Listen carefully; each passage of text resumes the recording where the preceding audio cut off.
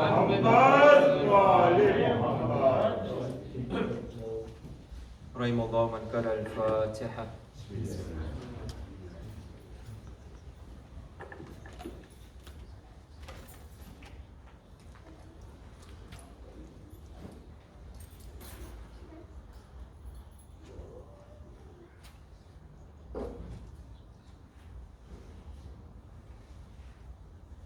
لا حول ولا قوة إلا بالله العلي العظيم. أعوذ بالله من الشيطان الرجيم. بسم الله الرحمن الرحيم. الحمد لله الذي هدانا لهذا وما كنا لنهتدي لولا أن هدانا الله. ثم الصلاة والسلام على أشرف الأنبياء والمرسلين سيدنا ونبينا حبيب قلوبنا وطبيب نفوسنا أبي القاسم محمد.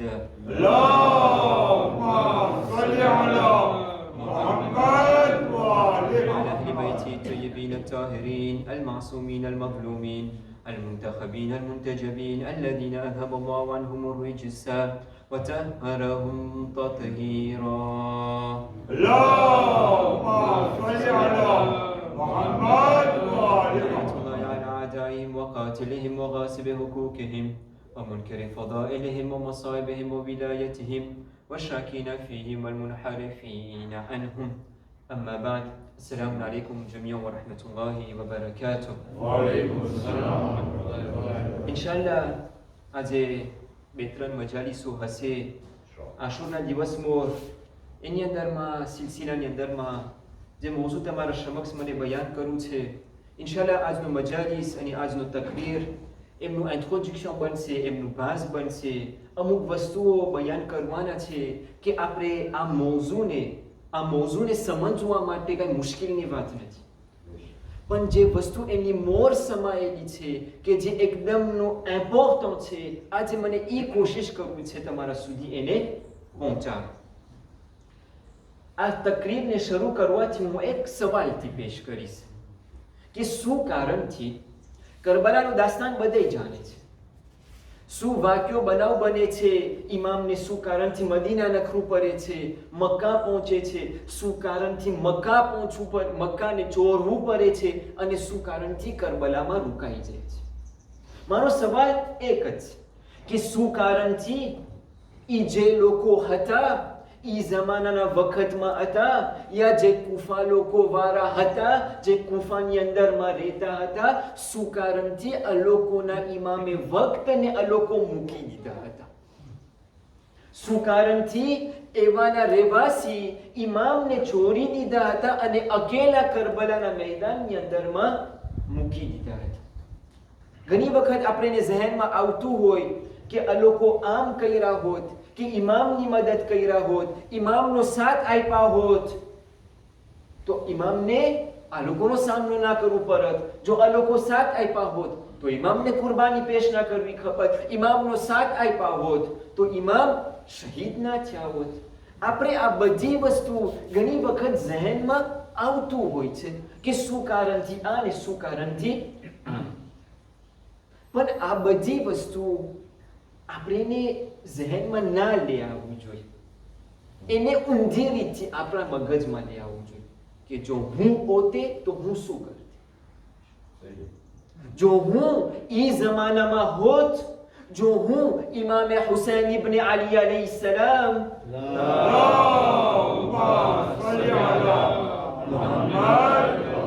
ના સામે હોત તો હું શું ડિસિઝન લીધો હોત, ઇમામનો સાથ આપત કે ઇમામને અકેલો મૂકી દીધો હોત. કારણ કે વાક્યમાં છે આપણા પાસે, વધારે ઊંડાણમાં નહીં કરું. જ્યારે ઇમામ મક્કાથી નખરે છે, કુફા તરફ જાય છે તો રસ્તામાં અમુક માણસો ભેગા થાય છે, ઇમામ દાવત આપે છે કે હાલ મારા સાથે. ઇમામને જવાબ આપે છે કે મૌલા હું તમારા સાથે નહીં આવું, એ જ કારણથી હું કુફાને મૂકી દીધો છે કે મને આની અંદરમાં દખલગીરી નથી કરવું, પણ તમને મારો ઘોડો આપું છું, તમને અબાદ સારો સવારી આપું છું. ઇમામ કહે છે મને તારા ઘોડાની જરૂર નથી, મને તારી જરૂર છે. જો હું ઇમામના સામે હોતે, જો મારો ખૈમો ઇમામના સામે હોત, ઇમામ મારા પાસે આવ્યા હોત, ઇમામ મને કીધા હોત કે મને તારી જરૂર છે, તો મારું રિએક્શન શું હોત અને મારું ડિસિઝન શું હોત. હું કઈ ડિસિઝન લીધો હોત. ઇમામને એ વખતમાં જ્યારે ઇમામ મક્કા હતા ત્યારે હજારો તારીખમાં આપણને મળે છે જે સૌથી વધારામાં વધારે છે 40,000, સૌથી ઓછામાં ઓછું 10,000 યા 14,000 પત્ર ઇમામને મક્કામાં મળ્યા હતા કે ઇમામ તમે હવે આવો, અમે તમારી વાત જોઈ છે. તમે કમ સે કમ આપણે 10,000 પત્ર જોઈએ ને તો કેટલું કહેવાય. 10,000 દાવત ઇમામને આવ્યા હતા કે ઇમામ તમે આવો કુફા, અમે તમારા ઇંતજારમાં છે. હું આજે શું કરું છું? નમાઝ પછી દરરોજના ઇમામે ઝમાનાની દુઆ કરું છું. નમાઝ પછી દરરોજના ઇમામને પુકારું છું. નમાઝ પછી દરરોજના અલ અજલ બયાન કરું છું. દર વખતે અમુકની આદત હોય છે સવારના ઉઠે તો ઇમામની દુઆ કરે છે. અમુકની આદત છે રાતના સુવા જાય તો ઇમામને યાદ કરે. અને જો ઇમામ અહીંયા હોત તો હું શું કરતે? સવાલ પેશ થાય છે કે આપણે જે ઇમામે હુસૈનનો દોરાન હતો, જે જમાનો હતો, એને આપણા જમાનાના સામે રાખે કે ઇમામને ત્યારે કુરબાની પેશ કરવી હતી અને અમુકને દાવત આપ્યા હતા પણ એ દાવતને કબૂલ ના કર્યા. આજે જો ઇમામ આવે અને મને કે એ અફનાન મને તારી જરૂર છે, તો મારું ડિસિઝન શું હશે અને હું શું કરીશ? ઇમામને કયો જવાબ આપીશ? આજે મારા પાસે એ તાકાત છે કે હું ઇમામને કહું લબ્બૈક ઇમામ, હું તૈયાર છું આજે તમારા સાથે મારી જાનને કુરબાન કરવા માટે. મારા પાસે આ તાકાત છે કે નથી? જ્યારે આપણે એ જમાનાને યાદ કરીએ તો આપણા જમાનાને પણ આપણે યાદ કરીએ. અહીંયા પણ એક ઇમામ વાત જોઈ છે, ઇમામ પણ ઇંતજારમાં છે, ઇમામને સાથની પણ જરૂર પડશે, ઇમામને કુરબાની પણ પેશ કરવી ખપશે. હું તૈયાર છું ઇમામ સાથે કુરબાની પેશ કરવાને કે તૈયાર નથી? لبيك يا حسين لبيك يا حسين لبيك يا حسين لبيك يا حسين لبيك يا حسين لبيك يا حسين حسينية આપણને તારીખ બતાવે છે કે જો આપણા કામો કુફા જેવા લોકો જેવા કામ હશે તો આપણી તલવાર પણ ઇમામના ગરદન ઉપર ચાલશે. ખુદા આપણને આ ના દેખાડે કોઈ દિવસ. ખુદા પછી આપણે દુઆ કરે કે આપણે બધાને ઇમામે જમાનાના સિપાહીઓમાંથી બનાવે. પણ જો ઇમામ ઝહૂર ફરમાવે, જો મારા કામ એવા કામ હશે જેવા કુફાવાળાઓના કામ હતા તો ઇમામનો મદદગારમાંથી હું શુમાર નહીં થાઉં. તારીખમાં મને છે ઇમામની શહાદત થઈ જાય છે, પછી પસ્તાવો આવે છે કે એ કાશ ઇમામને મદદ કર્યા. હોતા ઇમામની ગરદન કપાઈ ગઈ, ઇમામ શહીદ થઈ ગયા. પસ્તાવો પછી આવશે, એનો કાંઈ ફાયદો નથી. કામ કરવાથી ફાયદો છે. તો આપણે જ્યારે સવાલ કરીએ છીએ કે શું કારણથી આ લોકો ઇમામને મદદ ના કર્યા, તો આનો જવાબ ટૂંકમાં આપણને મળે છે કે આ લોકો જે જમાનો હતો, જે જમાનાના દુશ્મન હતા, એને આ લોકો ના ઓળખ્યા. જે દુશ્મન હતા, દુશ્મન શનાસી હતા યા દુશ્મનની મારિફત હતી, એ આ લોકો અંદરમાં નહોતી, એટલે જ ઇમામનો સાથ નથી આપ્યા. તો સવાલ પેશ થાય છે કે દુશ્મન કોણ હોય? દુશ્મન કોણ છે? આપણે એનો ડેફિનિશન તમે ગોતવા જાઓ, તમે ગૂગલમાં તાપે કરજો un ennemi c'est quoi, તો તમને મળશે. C'est celui qui apporte des méfaits à la personne d'en face, soit l'élimine complètement. એટલે એક માણસને સામેવાળાને નુકસાન પહોંચાડે યા એને બરબાદ જ કરી નાખે. તો આપણો મોટો દુશ્મન કોણ છે? કુરાન મજીદની અંદરમાં હું તમને આયતને નહીં પઢું, મારી લોકોમાં બસ એટલો ટાઈમ નથી કે હું આયતને પઢું. 7 ફેરે ખુદા આ જ શબ્દ અને લફ્ઝને વાપરે છે, લકુમ અદુવ્વુમ મુબીન, કોણ છે? શૈતાન. આ સાતે સાત આયતમાં જેને લખવું હોય લખી લેજો અને ઘરે આવીને વાંચો કે ક્યાં ક્યાં મોકા ઉપર છે, જાણવાનું મળશે. સૂરે બકરા chapitre 2 verset 168, પછી verset 208. Sure Al-An'am chapitre 6 verset 142. Surat Al-A'raf chapitre 7 verset 22. Sure Yusuf chapitre 12 verset 5. Sure Yasin chapitre 36 verset 60. Sure Az-Zukhruf chapitre 43 verset 62. આ બધાની અંદરમાં ખુદા એક જ લફ્ઝ વાપરે છે, લકુમ અદુવ્વુમ મુબીન. શૈતાન તમારો ખુલ્લો અને જાગતો દુશ્મન છે. પણ આ શૈતાનને આ લોકો ના ઓળખ્યા એટલે જ ઇમામનો સાથ નથી આપ્યા.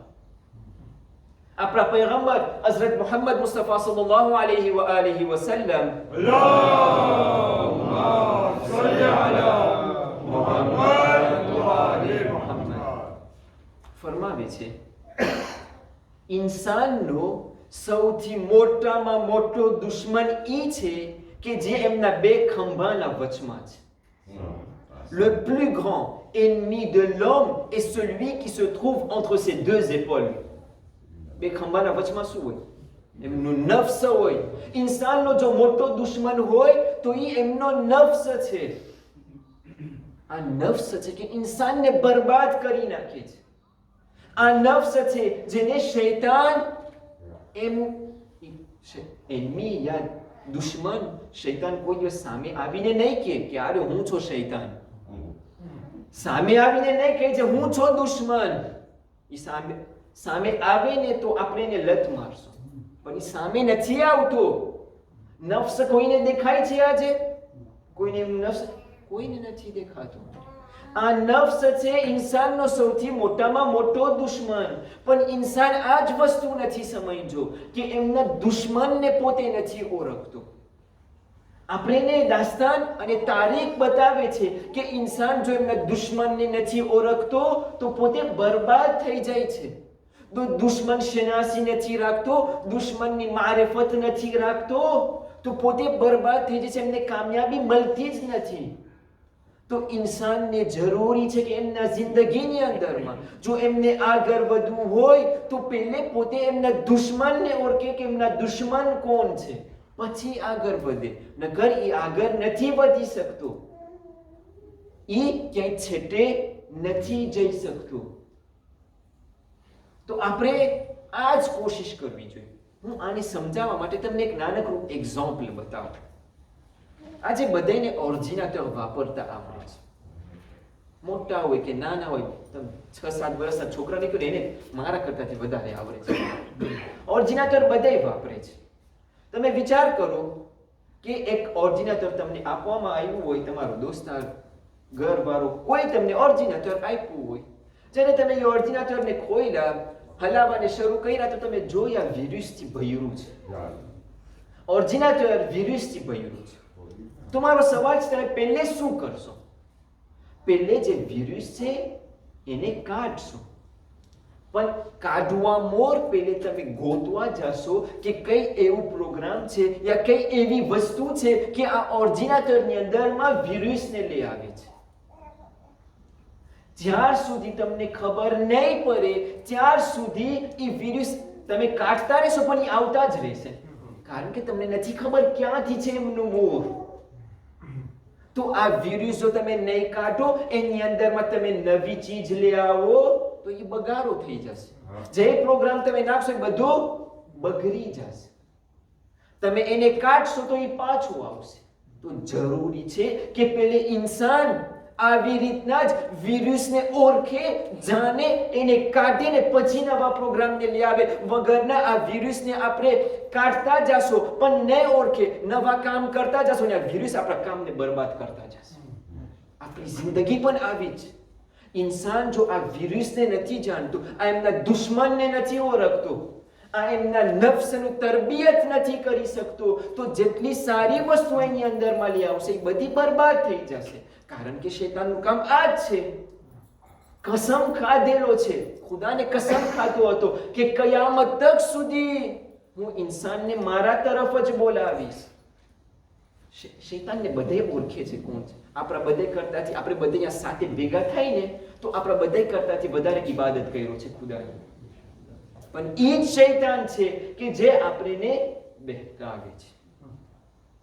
તો આપણી પહેલી જવાબદારી એ છે કે ઇન્સાન કોશિશ કરે કે પોતે એમના દુશ્મનને ઓળખે, એમના હદફને, એમના ભીડને પોતે ડેફિનિટ કરે, પછી આગળ વધે. કોઈ દિવસ એક માણસ અલગ ક્યાંય નથી જતો. જ્યારે એના પાસે મકસદ હોય, હદફ હોય, ત્યારે પોતે કદમ આગળ વધારે છે, પછી પોતે આગળ વધે છે. તો જ્યાર સુધી આપણું હદફ આપણને નહીં ખબર પડે, જ્યાર સુધી આપણું ભેદ આપણને નહીં ખબર પડે, આપણે આગળ નથી વધી શકતા. અને આ જ વસ્તુ છે કે આપણને આ જે 2 દિવસ આવશે, આ 2 વસ્તુ એની અંદરમાં 2 એવા મસલા તમારા સામે હું રાખીશ કે જે આ નફ્સનું છે કામ છે, જે શૈતાનનું કામ છે, કે જે આપણા જિંદગીને બરબાદ કરી નાખે છે. આ 2 એવી વસ્તુઓ છે કે ઇન્સાન જો એના ઉપર ધ્યાન નથી આપતો તો એમને બરબાદી તરફ લઈ જાય છે. અને આ 2 એ જ વસ્તુ છે કે જો ઇન્સાન એના તરફ ધ્યાન નથી રાખતો તો જ્યારે ઇમામે ઝમાના અજરલ્લાહુ તઆલા ફરજહુ શરીફ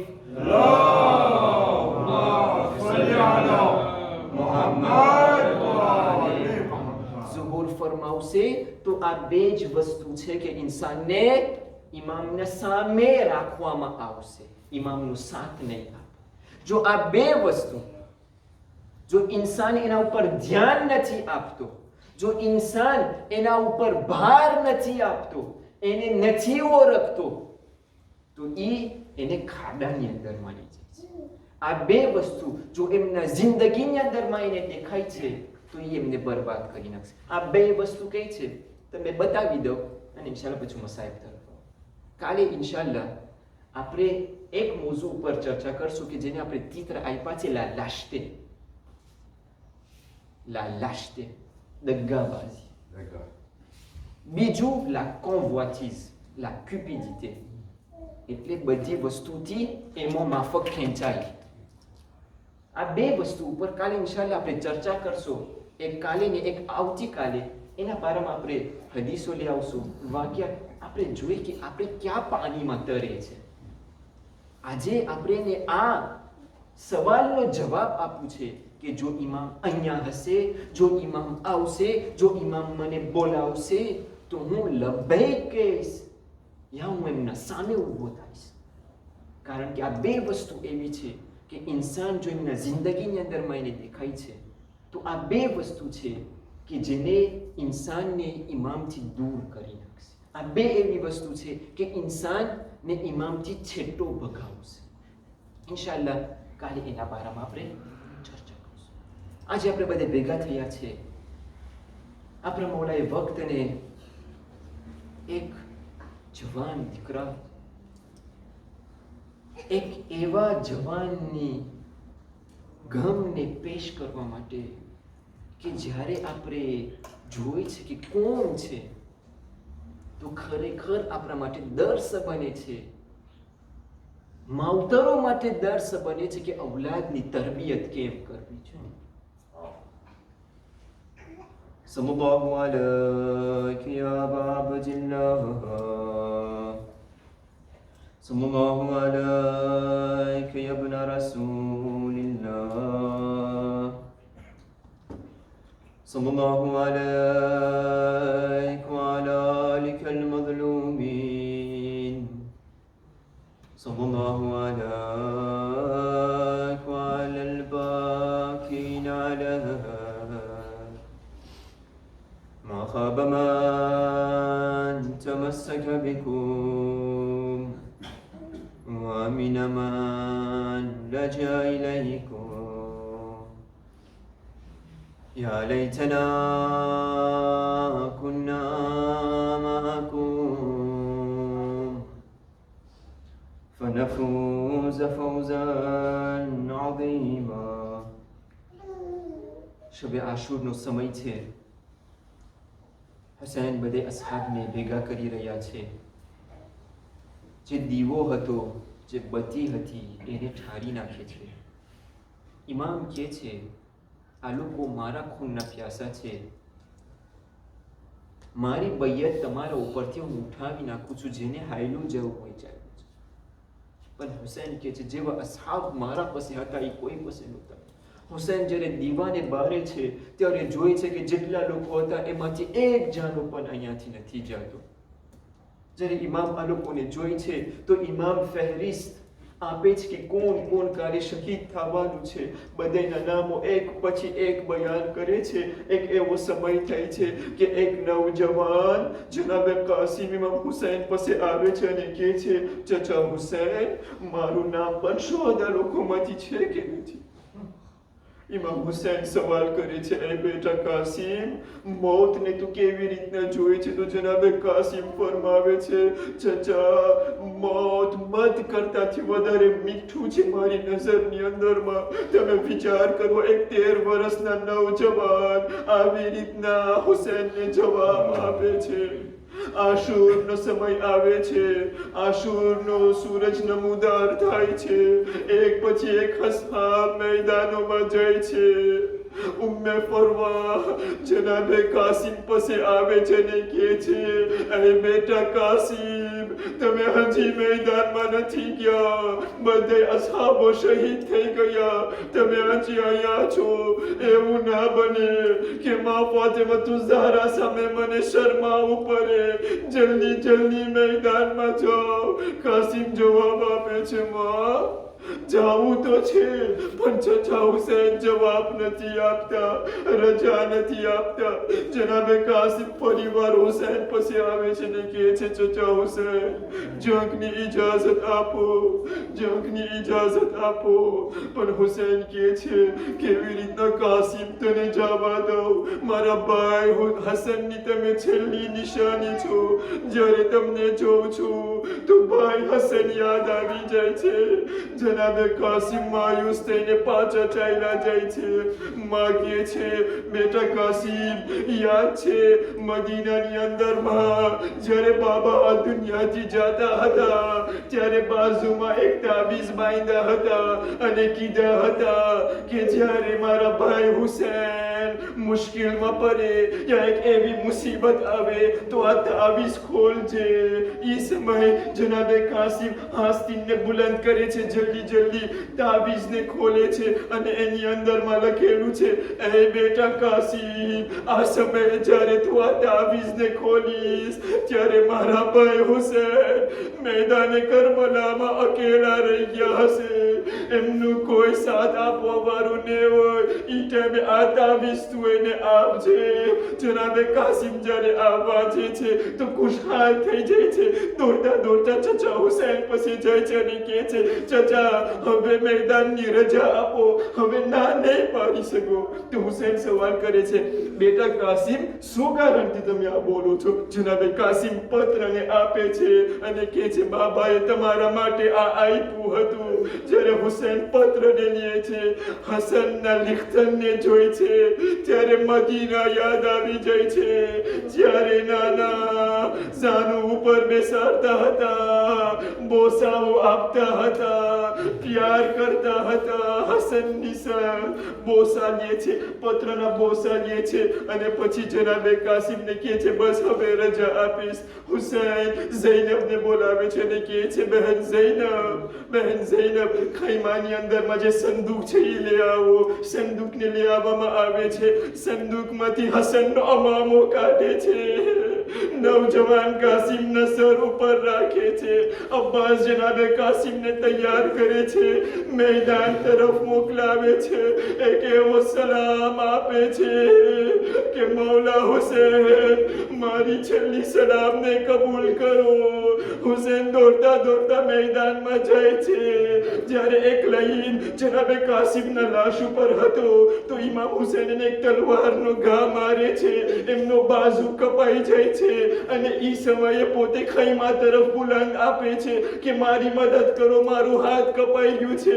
લઈનો લોકો જે ઓલા બાજુ હતા આમની કોર જાય છે, જે આ બાજુમાં હતા ઓલા તરફ જાય છે. જનાબે કાસિમનો લાશ લાશ પામાલ થઈ જાય. એક એવો સમય આવે છે કે જ્યારે આ બધા લાશો જ્યારે બધા શહીદો થઈ જાય છે, જ્યારે ઉમરે સાદ હુકમ આપે છે કે બધા લાશોને પામાલ કરવામાં આવે. ઝૈનબના કાનમાં અવાજ ફૂકે છે.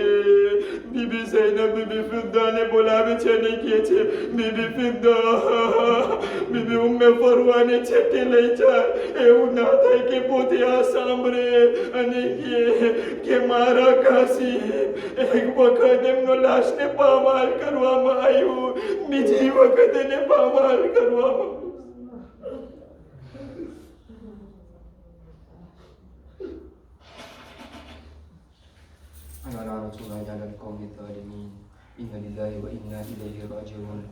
ખુદા પાસે હાથ બુલંદ કરીને હુસૈન ઉપર આંસુ બહાવીના સદકા લઈને ખુદા પાસે આપણે દુઆ કરે, આ બીમારી જે દુનિયામાં ફેલાઈ ગઈ છે એમને નિસ્તો નાબૂદ કરી નાખે. જેટલા લોકો બીમાર છે, બીમારે કરબલાના વાસ્તા ત્યાં લોકોને શિફાએ કામિલા ઇનાયત ફરમાવે. આપણા બધે મરહુમીનોને મગફિરત ઇનાયત ફરમાવે. આપણા બધે ગુનાહ કબીરાને ગુનાહ સગીરાને મુઆફ ફરમાવે. આપણા મૌલાએ વક્ત ઇમામ ઝમાના અજરબહુ તઆલા ફરજો શરીફના ઝુહુરમાં તાજીલ ફરમાવે. દુનિયામાં હુસૈનની ઝિયારત નસીબ કરે અને આખિરતમાં એમની શફાઅત નસીબ કરે. આપણી બધી દુઆ हाजतों અને અલાલ ઉમેદો અને તમન્નાઓને કબૂલ ફરમાવે. રબ્બના તકબ્બલ મિન્ના ઇન્નકા અંતસ સમીઉલ અલીમ. યા હુસૈન યા હુસૈન યા હુસૈન યા હુસૈન યા હુસૈન યા હુસૈન.